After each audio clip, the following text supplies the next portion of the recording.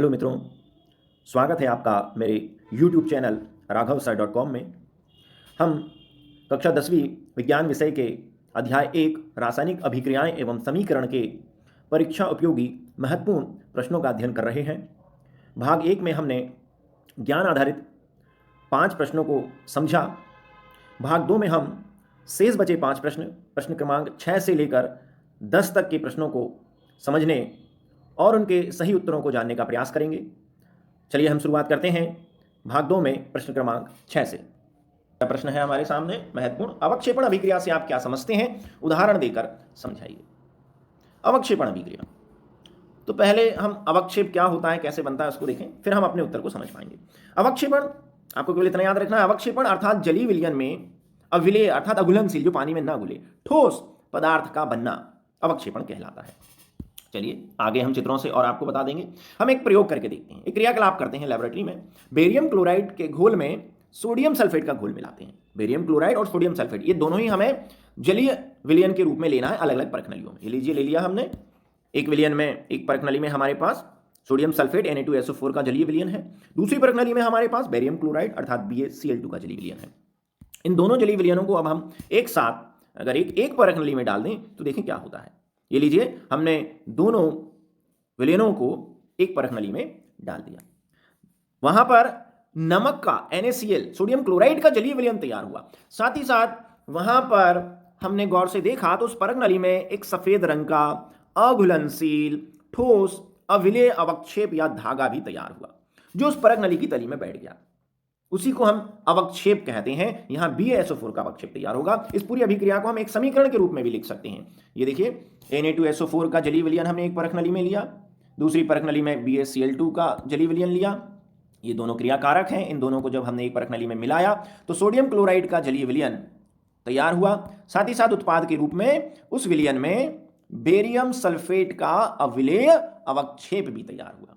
तो इस प्रकार जलीय विलयन में ठोस अघुलनशील श्वेत अवक्षेप तैयार हो तो उसी क्रिया को हम अवक्षेपण क्रिया कहते हैं। और अवक्षेप चूंकि तली में बैठ जाता है, इसलिए उसे हम अवक्षेप के पीछे हम उल्टे तीर का निशान लगाते हैं। अच्छा, जरा गौर से देखिए सभी क्रिया को, तो आप पाएंगे कि सभी क्रिया में क्रियाकारक पदार्थों के मध्य आयनों का लेन देन हो रहा है। ये देखिए, इधर से धन आयन सोडियम क्लोरीन के पास चला गया और दूसरे अभिकारक का धन आयन बेरियम सल्फेट के पास चला गया। तो क्या निष्कर्ष निकला? निष्कर्ष ये निकला कि जो अवक्षेपण अभिक्रियाएं होती हैं वे द्विविस्थापन अभिक्रियाएं होती हैं। चलिए हम अपने उत्तर की ओर बढ़ते हैं। जब दो अभिकारक या क्रियाकारक विलयन आपस में क्रिया करके श्वेत रंग का अविलेय ठोस उत्पाद बनाते हैं तो वह ठोस उत्पाद उस विलयन में अवक्षेपित हो जाता है, बीकर या परख नली की तली में बैठ जाता है। इस अविलेय पदार्थ को हम अवक्षेप और इस संपूर्ण अभिक्रिया को हम अवक्षेपण अभिक्रिया कहते हैं। चलिए 7वें प्रश्न की ओर बढ़ते हैं हम। हमारा 7वां प्रश्न है, लोहे की वस्तुओं का हम पेंट क्यों करते हैं। चलिए समझें, लोहे की वस्तुओं का हम पेंट क्यों कर रहे हैं। उसके पहले हमें संक्षारण देखना पड़ेगा। संक्षारण क्या होता है? अगर हम धातुएं वायुमंडल में अगर खुली रखी रहें तो वायु में मौजूद नमी, फिर वही बात आ रही है, नम वायु अर्थात वायु में मौजूद नमी यानी वायु में मौजूद पानी की जलवाष्प से क्रिया करके और वायुमंडल में मौजूद कुछ गैसों जैसे ऑक्सीजन, सल्फर, कार्बन डाइऑक्साइड आदि से क्रिया करके उन धातुओं की ऊपरी परत का क्षय होने लगता है। उनके ऊपर भंगुर यौगिक या पदार्थ तैयार हो जाते हैं, सामान्यतः ऑक्साइड। तो इस प्रकार धातुओं का वायुमंडलीय वायु में खुला रखने पर नमी और वायु से क्रिया करके ऊपरी परत का क्षय होना संक्षारण या जंग लगना कहलाता है। उसके कई उदाहरण हैं हमारे पास, जैसे मैग्नीशियम पर श्वेत रंग की परत चढ़ती है, वो भी एक प्रकार की जंग है। चांदी को लंबे समय तक रखा रहने दें तो उस पर काले रंग की परत जम जाती है। तांबे के पात्रों पर हरे रंग के स्पॉट या धब्बे तैयार हो जाते हैं। इसी प्रकार लोहे पर हम सभी ने देखा है भूरे रंग की भंगुर परत तैयार हो जाती है। इन सभी को हम संक्षारण या जंग कहते हैं। यहाँ पर लोहे में जंग कैसे लगती है, देखो चित्र द्वारा दिखाया गया है। ये फ्रेश लोहा था, वो कई दिनों तक, कई समय तक, काफी लंबे समय तक हवा में पड़ा रहा। हवा की नमी और ऑक्सीजन से उसने क्रिया कर ली, उसकी ऊपर की परत पर भूरे रंग का भंगुर ऑक्साइड तैयार हो गया। बस इसी को हमने कहा संक्षारण या जंग। और इसका सूत्र कुछ इस प्रकार है, समीकरण कुछ इस प्रकार है। ये देखिए, लोहे ने नमी अर्थात H2O जलवाष्प और ऑक्सीजन वायुमंडलीय ऑक्सीजन से क्रिया करी और ये फेरिक ऑक्साइड Fe2O3 बना, इसी को ही हम जंग कहते हैं। अब अगर हमें जंग से बचाना है चीज़ों को तो क्या क्या करेंगे? जंग से बचाने के कई तरीके हैं। उसमें से पहला तरीका है यशदलेपन अर्थात गैल्वेनाइजेशन। हम जंग लगने वाली वस्तु पर जंग न लगने वाली वस्तु का लेप चढ़ा दें। सामान्यतः लोहे पर हम जस्ते का परत चढ़ा देते हैं, उसे हम यश दलेपन कहते हैं। तेल या ग्रीस लगाकर कोई भी हम स्नेहक या लुब्रिकेंट्स अगर हम लोहे और धातुओं पर अगर लगा दें तो भी उनमें जंग नहीं लगती। सामान्यतः कल पुर्जों में हम तेल और ग्रीस लगाते हैं। मिश्र धातु बनाकर जंग लगने वाली वस्तु के साथ अगर हम कुछ दूसरे तत्वों को अगर मिला दें, जैसे लोहे में अगर हम कुछ मात्रा में कार्बन और मैग्नीज मिला दें तो इस्पात तैयार हो जाता है, फिर उसमें जंग नहीं लगती। तो हम आसानी से मिश्र धातु बनाकर वस्तुओं को जंग लगने से बचा सकते हैं। और अंतिम है हमारा पेंट करके। अगर हम वस्तुओं पर, धातुओं पर, अगर लोहे की वस्तुओं पर अगर पेंट कर दें तो क्या होगा, यहाँ चित्र में दिखाई दे रहा है कि जहां जहां पर हमने पेंट किया है वहां वहां जंग नहीं लगेगी, और जहां पेंट निकल गया है या हमने पेंट नहीं किया वहां के लोहे पर जंग लग जाएगी। देखो भूरे रंग का ऑक्साइड बन जाएगा, वहां से लोहा धीरे धीरे खराब होने लगेगा। तो ये पेंट करता क्या है, ये जो चारों क्रियाएं, इन चारों क्रियाओं में, और जो चौथी क्रिया है पेंट में, इसमें एक लोहे के ऊपर या सभी धातुओं के ऊपर एक पतली परत तैयार हो जाती है। ये देखिए परत, और ये जो परत है फिर उस लोहे को वायुमंडलीय वायु के संपर्क में नहीं आने देती। जब तक लोहा वायुमंडलीय वायु के संपर्क से बचा रहेगा तब तक उस पर जंग नहीं लगेगी। तो हमारा उत्तर तैयार हो गया। क्यों हम लोहे की वस्तुओं पर पेंट करते हैं? लोहे की वस्तुओं को संक्षारण से बचाने के लिए हम उसको पेंट करते हैं, जिससे वे नमी के संपर्क में ना आए, अर्थात लोहे के ऊपर पतली पेंट की पतली परत तैयार हो जाएगी। अब लोहे का वायुमंडल से संपर्क कट जाएगा, उसमें जंग नहीं लगेगी। चलिए 8वां प्रश्न है हमारा, तेल एवं वसायुक्त पदार्थों को नाइट्रोजन से प्रभावित क्यों किया जाता है? चलिए पहले समझेंगे हम विकृत गंधिता को समझेंगे। विकृत गंधिता तेलीय खाद्य पदार्थों की गंध एवं स्वाद का बदलना। तेलीय खाद्य पदार्थ से मतलब है तेल में बनाए गए खाद्य पदार्थ। अब तेल में क्या क्या खाद्य पदार्थ बनाते हैं? आप अपने घरों में भी बनाते हैं ना, पूड़ी बनाई आपने, पकौड़ी बनाई आपने, सेव बनाए आपने, चिप्स बनाई, या मूंगफली के दाने आपने तेल में तल लिए। तो वे पदार्थ अगर लंबे समय तक खुले रखे रहें तो उनका स्वाद और गंध बदल जाएगा, इसी को हम विकृत गंधिता कहते हैं। तो ये उदाहरण भी हमारे सामने प्रस्तुत है। तो तेलीय खाद्य पदार्थ तो बिगड़ रहे हैं जो हमने तेल में बनाए थे, लेकिन साथ ही साथ ड्राई फ्रूट्स, नट्स जैसे बादाम है, काजू है, चारोली है, इनको भी अगर लंबे समय तक खुला रखा रहने दे तो इनका भी स्वाद खराब हो जाता है, कड़वे हो जाते हैं, इनमें से गंध आने लगती है। इनका उपयोग फिर हम खाद्य पदार्थों को बनाने में नहीं कर सकते। क्यों? क्योंकि इन ड्राई फ्रूट्स में भी तेल की मात्रा होती है। तो तेलीय खाद्य पदार्थ जो तेल में बनाए गए हैं, या ऐसे पदार्थ जिनमें पहले से तेल की मात्रा है, वे अगर लंबे समय तक खुले रहे तो वे खराब हो जाते हैं। क्यों खराब हो जाते हैं? क्योंकि वो ऑक्सीजन से क्रिया करके उपचयित हो जाते हैं और उनका स्वाद और गंध बदल जाता है। इसे अपन विकृत गंधिता कहते हैं। फिर आपने अक्सर बाजारों में देखा है कि जो खाद्य पदार्थ हैं वो पन्नियों में पैक आ रहे हैं और उन पन्नियों के अंदर एक हवा भरी हुई है, और उस पैकेट पर लिखा हुआ है बेस्ट बिफोर इन 6 मंथ, अर्थात 6 महीनों तक ये खराब नहीं होगा। तो ये क्यों खराब नहीं हो रहा, जबकि घर पे चीज बनाई गई चीजें 1 महीने में खराब हो जाती हैं? क्योंकि इसके अंदर एक हवा भरी हुई है। तो हम विकृत गंधिता को कैसे बचा सकते हैं, या इन पैकेटों के अंदर कौन सी हवा भरी जाती है उसको हम समझेंगे। अगर हम पदार्थ को विकृत गंधित होने से बचाना चाहते हैं, उसके स्वाद और गंध को खराब होने से बचाना चाहते हैं, तो उसे हमें वायुरोधी बर्तनों में रखना पड़ेगा। यानी वायुरोधी बर्तन यानी ढक्कन वाले बर्तनों में रखना पड़ेगा। बर्तनों में रखो, बढ़िया ढक्कन लगा दो, हवा अंदर न जाए, तो आपका पदार्थ लंबे समय तक खराब नहीं होगा। क्योंकि हवा अंदर नहीं जाएगी तो वह पदार्थ ऑक्सीजन से क्रिया करके ऑक्सीकृत या उपचयित नहीं होगा। प्रतिऑक्सीकारक का उपयोग करके कुछ पदार्थ ऐसे हैं जो ऑक्सीजन से क्रिया कर लेते हैं, तो उन पदार्थों, खाद्य पदार्थों के साथ उन प्रतिकारक ऑक्सीकारक पदार्थों का रख दिया जाए तो वो ऑक्सीजन से क्रिया कर लेंगे और ऑक्सीजन खाद्य पदार्थ से क्रिया नहीं करेगी। तो प्रतिऑक्सीकारक पदार्थ ले लो, या खाद्य पदार्थों के साथ एक निष्क्रिय गैस भर दीजिए जैसे हीलियम या नाइट्रोजन। तो सामान्यतः पैकेटों में नाइट्रोजन गैस भरी जाती है। क्यों भरी जाती है? क्योंकि नाइट्रोजन गैस रंगहीन, गंधहीन और स्वादहीन गैस है, तो इसके भरने से भोजन पर इसका कोई प्रभाव नहीं होता। साथ ही साथ ये गैस निष्क्रिय गैस है, कम क्रियाशील गैस है, जो खाद्य पदार्थों के साथ जल्द रिएक्ट नहीं करती या खाद्य पदार्थों के साथ कोई क्रिया नहीं करती, कोई यौगिक उनके साथ नहीं बनाती। साथ ही साथ ये बैक्टीरिया और दूसरे कीटाणुओं को भी बढ़ने से रोकती है। इसलिए हम चिक्स के पैकेटों में क्या भरते हैं? नाइट्रोजन को भरते हैं। तो पदार्थ ऑक्सीजन से क्रिया करके खराब हो रहा है, तो हम ऑक्सीजन की जगह पर पदार्थों के साथ नाइट्रोजन भर देंगे। वे नाइट्रोजन चूंकि कम क्रियाशील हैं, खाद्य पदार्थों के साथ क्रिया नहीं करेंगी और खाद्य पदार्थ लंबे समय तक सुरक्षित रहेगा। तेल एवं वसा युक्त खाद्य सामग्री वायु या ऑक्सीजन के संपर्क में अधिक समय तक रखे रहने पर उपचयित होकर अपना स्वाद एवं गंध बदलकर विकृत गंधी हो जाते हैं, इसलिए इन्हें नाइट्रोजन जैसे कम सक्रिय गैसों से प्रभावित किया। चलिए हम अब अपने अगले और 9वें प्रश्न की ओर बढ़ते हैं। हमारा 9वां प्रश्न है, वियोजन अभिक्रिया को संयोजन अभिक्रिया के विपरीत क्यों कहा जाता है? इन अभिक्रियाओं के लिए समीकरण लिखिए। चलिए पहले इसको हम समझेंगे, फिर उत्तर बनाएंगे। वियोजन का अर्थ होता है टूटना, अपघटित होना, इसलिए हम वियोजन अभिक्रियाओं को अपघटन अभिक्रियाएं भी कहते हैं। जैसे यहाँ पर एक यौगिक है, एक पदार्थ है AB। ये रासायनिक अभिक्रिया के बाद अपने अवयवी तत्वों में टूट गया है। इस प्रकार अगर एक अभिकारक अभिक्रिया के बाद दो या दो से अधिक उत्पादों में टूट जाए या अपघटित हो जाए तो इसे हम वियोजन अभिक्रिया कहते हैं। अभिकारक होगा एक और उत्पाद होंगे दो या दो से अधिक। तो यहां पर स्पष्ट नजर आ रहा है कि पदार्थ अभिक्रिया के बाद कई पदार्थों में टूट रहा है। इसे हम उदाहरण के माध्यम से समझेंगे। उसके पहले एक बात मैं आपको बताना चाहूंगा कि वियोजन अभिक्रियाएं ऊष्माशोषी अभिक्रियाएं होती हैं। ऊष्माशोषी अभिक्रियाएं, यहां पर जब पदार्थ टूटता है तो पदार्थ के परमाणुओं के मध्य बने हुए बंध टूटते हैं। जब ये बंध टूट जाएंगे तब यह अपने अवयवी घटकों में अलग अलग हो जाएगा और बंधों को तोड़ने के लिए ऊष्मा देना पड़ती है।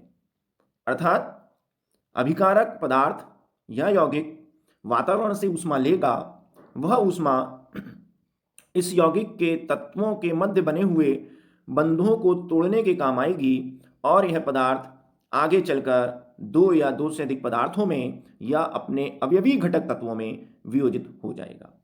तो इस प्रकार बंधों को तोड़ने के लिए यहाँ ऊष्मा की आवश्यकता पड़ती है, इसलिए समस्त वियोजन अभिक्रियाएं ऊष्मा शोषी होती हैं। उदाहरण है जल का विद्युत अपघटन।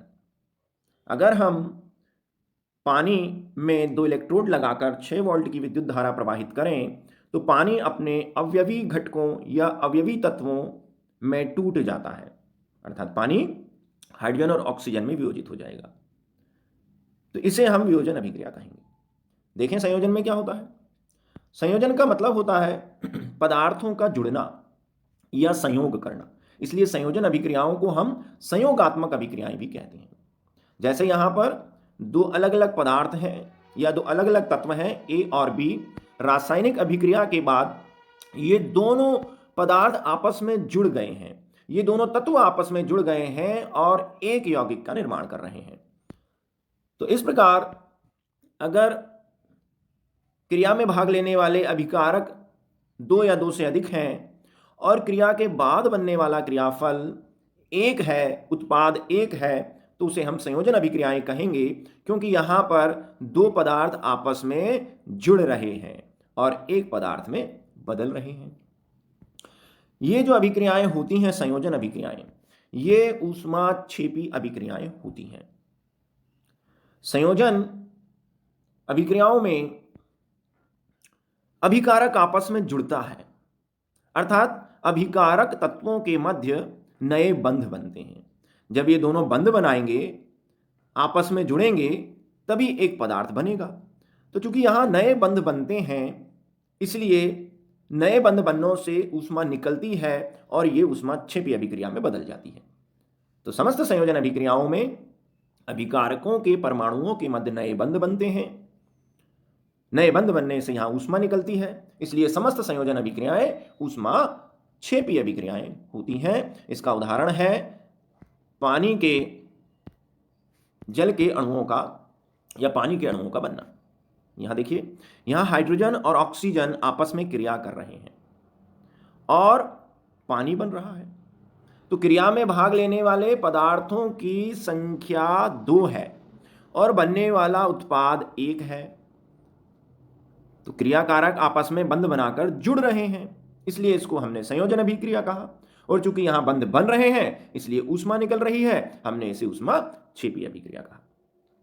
तो सामान्यतः वियोजन अर्थात एक पदार्थ का दो उत्पाद में टूटना और संयोजन, ये दोनों एक दूसरे की रिवर्सिबल अभिक्रियाएं होती हैं। जल का विद्युत अपघटन करके हम उसको उसके अवयवी तत्वों में तोड़ सकते हैं, वापस हम इन अवयवी तत्वों को मिला दें तो जल बन जाएगा। चलिए अब हम परिभाषा के द्वारा इस प्रश्न के उत्तर को समझें। वियोजन अभिक्रिया में एकल अभिकर्मक टूटकर दो या दो से अधिक उत्पाद बनाते हैं, जबकि संयोजन अभिक्रिया में दो या दो से अधिक अभिकर्मक संयुक्त होकर एकल उत्पाद बनाते हैं। आप इन उदाहरणों के माध्यम से भी इसे समझ सकते हैं। चलिए हम आगे बढ़ते हैं 10वें और अंतिम प्रश्न की ओर। प्रश्न है, ऑक्सीजन के योग या ह्रास के आधार पर निम्नलिखित पदों की व्याख्या कीजिए। अर्थात हमें उपचयन और अपचयन को यहां परिभाषित करना है। उपचयन अपचयन को समझने के लिए हम अपनी लेबोरेटरी में, प्रयोगशाला में एक क्रिया करेंगे, क्रियाकलाप करेंगे, एक प्रयोग करेंगे। मैंने चाइना डिश में, ये जो चीनी की बनी हुई एक प्याली है, इसमें मैंने कॉपर का चूर्ण लिया, छीलन ली। आप जानते हैं कॉपर का चूर्ण या कॉपर की छीलन ब्राउन या भूरे रंग की होती है। इसे मैंने चाइना डिश में लिया और बर्नर या मोमबत्ती की ज्वाला में उसे गर्म किया। कुछ समय बाद मैंने देखा कि कॉपर का ब्राउन कलर काले रंग में बदल गया है। ऐसा क्यों हुआ? आइए हम समीकरण पर गौर करते हैं। जब हम कॉपर को गर्म करते हैं तो यह वायुमंडलीय ऑक्सीजन से क्रिया कर लेता है और कॉपर ऑक्साइड के काले चूर्ण में बदल जाता है। तो कॉपर को गर्म करने पर उसके रंग का बदलना वास्तव में कॉपर से ऑक्सीजन के जुड़ने के कारण हुआ है। तो अगर किसी पदार्थ से या किसी तत्व से ऑक्सीजन जुड़े और ऑक्साइड बन जाए तो उसे हम उपचयन या ऑक्सीकरण अभिक्रिया कहते हैं। चलिए, हमारे कॉपर का रंग बदल गया, कॉपर काला हो गया। हम चाहते हैं कि हमें हमारा पुराना वाला भूरे या ब्राउन रंग का कॉपर वापस मिल जाए, तो हम क्या करें? हमारे पास एक और तरीका है। हम उस कॉपर ऑक्साइड के काले रंग के चूर्ण पर हाइड्रोजन गैस प्रवाहित करते हैं तो हम पाते हैं कि काला रंग गायब हो गया और वापस हमें भूरे रंग का कॉपर मिल गया। ये कैसे हुआ? तो ध्यान दीजिए, जब हमने इस काले रंग के कॉपर ऑक्साइड पर हाइड्रोजन गैस प्रवाहित की तो हाइड्रोजन ने कॉपर ऑक्साइड से ऑक्सीजन को ले लिया और खुद पानी में बदल गया। हाइड्रोजन ने कॉपर ऑक्साइड से ऑक्सीजन को ले लिया तो कॉपर ऑक्साइड कॉपर में बदल गया और जैसे ही कॉपर बना हमें हमारा पुराना रंग मिल गया। तो इस अभिक्रिया में क्या हो रहा है? इस अभिक्रिया में एक तत्व या यौगिक दूसरे तत्व या यौगिक से ऑक्सीजन ले रहा है। तो कॉपर ऑक्साइड से ऑक्सीजन निकली, अर्थात किसी तत्व, यौगिक या पदार्थ से ऑक्सीजन का निकलना, ऑक्सीजन का ह्रास होना, ऑक्सीजन की कमी होना अपचयन कहलाता है। तो कॉपर ऑक्साइड, भूरे रंग के कॉपर ऑक्साइड को गर्म किया, वो काले रंग का हो गया क्योंकि कॉपर से ऑक्सीजन जुड़ी, इसे हम कहेंगे उपचयन। फिर हमने काले रंग के कॉपर ऑक्साइड पर हाइड्रोजन गैस प्रवाहित करी, कॉपर ऑक्साइड वापस कॉपर में बदल गया, उससे ऑक्सीजन निकल गई, इसे हम कहेंगे अपचयन। और इसे सरलतम तरीके से समझने का प्रयास करते हैं।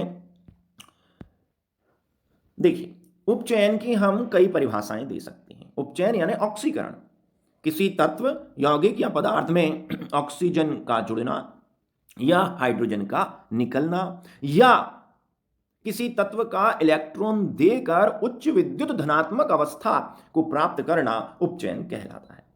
ये तीनों में से अगर कोई भी कार्य आपको होता दिख रहा है तो आप कह सकते हैं कि ये उपचयन अभिक्रिया है। हम उदाहरण के माध्यम से समझते हैं। हमारे पास एक तत्व है ए, है ना, उस पर कोई आवेश नहीं है, वो उदासीन है। उसने ऑक्सीजन से क्रिया करी और रासायनिक अभिक्रिया के बाद वो ऑक्सीजन से जुड़ गया। तो यहां पर एक तो हमें यह होता दिख रहा है कि पदार्थ में या तत्व यौगिक में ऑक्सीजन की वृद्धि हो रही है, ऑक्सीजन जुड़ रहा है। तो ये कौन सी अभिक्रिया हो गई? उपचयन। साथ ही साथ देखिए, जब ऑक्सीजन जुड़ा तो ऑक्सीजन अधिक ऋण विद्युतीय तत्व है, इसने ए से इलेक्ट्रॉनों को ले लिया और इलेक्ट्रॉन देने के बाद ए पर दो धनावेश आ गए, अर्थात तत्व ए ने उच्च विद्युत धनात्मक अवस्था को प्राप्त कर लिया, अर्थात धनायन में बदल गया।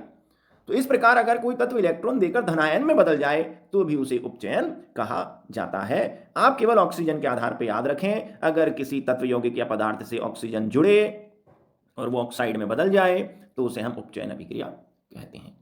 चलिए अब हम अपचयन को देख लेते हैं। अपचयन उपचयन का उल्टा है।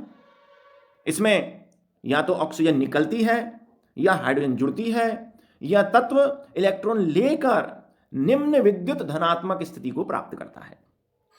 चलिए वापस रेखा चित्र के द्वारा समझते हैं। हमारे पास एक यौगिक है AO, है ना, ये किसी तत्व का ऑक्साइड है।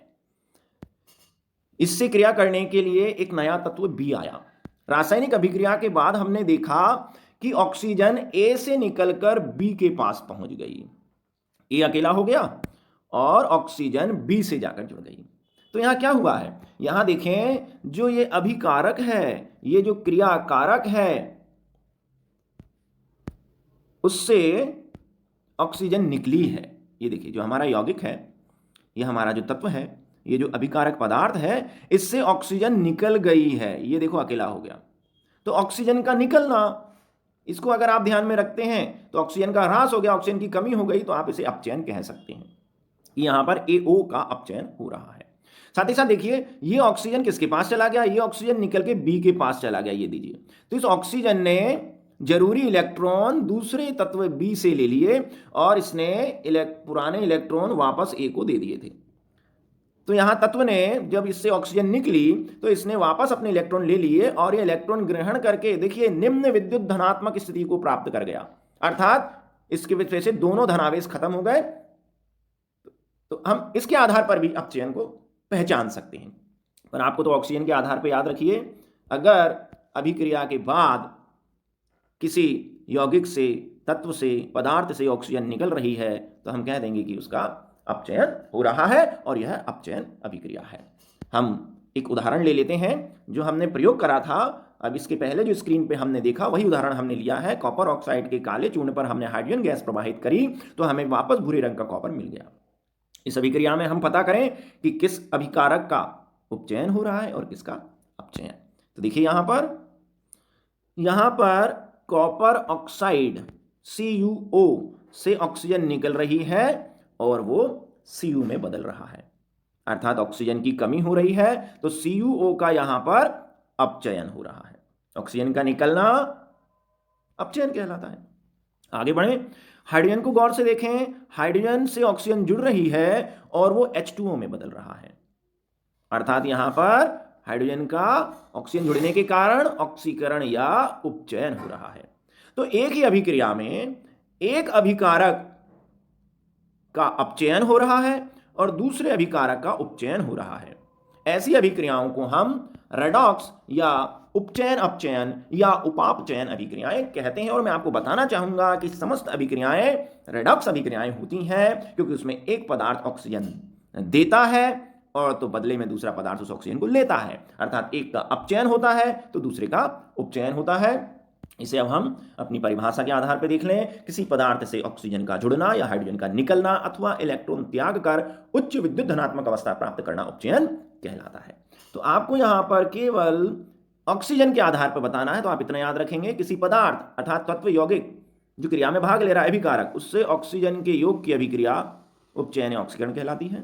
और किसी पदार्थ तत्व यौगिक या जो अभिक्रिया में भाग लेने वाला अभिकारक है उससे ऑक्सीजन निकलने की अभिक्रिया अपचयन कहलाती है। चलिए, उम्मीद है कि आपको भाग 2 जिसमें हमने परीक्षा उपयोगी शेष बचे 5 प्रश्नों को समझा, आपको वीडियो बहुत अच्छा लगा हो तो अपने मित्रों और विद्यार्थियों को शेयर करें। साथ ही साथ चैनल को सब्सक्राइब करें। नए वीडियो के साथ मैं शीघ्र आपसे मिलूंगा। तब तक के लिए गुड बाय। बहुत बहुत धन्यवाद।